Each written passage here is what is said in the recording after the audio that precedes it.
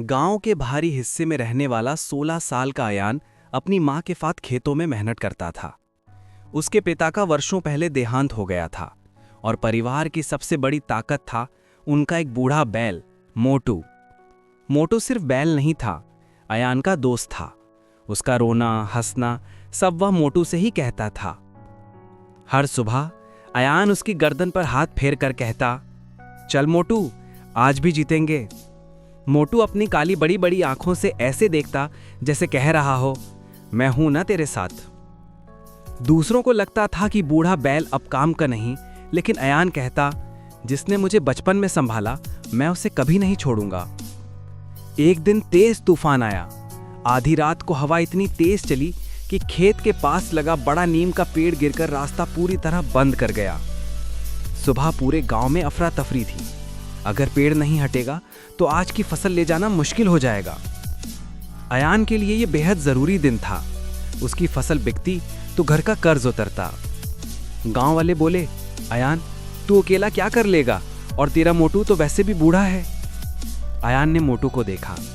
मोटू हल्की सी सूंघ की आवाज निकालकर उसके पास आ खड़ा हुआ, जैसे कह रहा हो, कोशिश तो कर। अयान के अंदर हिम्मत आ गई।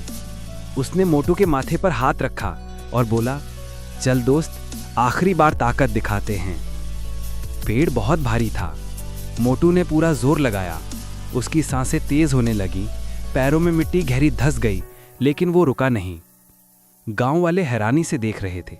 ये बूढ़ा बैल, इतना दम। अयान भी धक्का देने लगा। दोनों मिलकर पूरा जोर लगाने लगे। कुछ सेकंड ऐसे लगे जैसे पूरी दुनिया थम गई हो, और फिर पेड़ धीरे धीरे सरकने लगा। एक झटके में रास्ता खुल गया। गांव वाले तालियां बजाने लगे। लेकिन अयान मोटू के पास भागा। मोटू थका हुआ था, पर उसकी आंखों में जीत की चमक थी। अयान उसके गले लगकर रोने लगा। तू बूढ़ा नहीं, तू मेरे लिए आज भी हीरो है।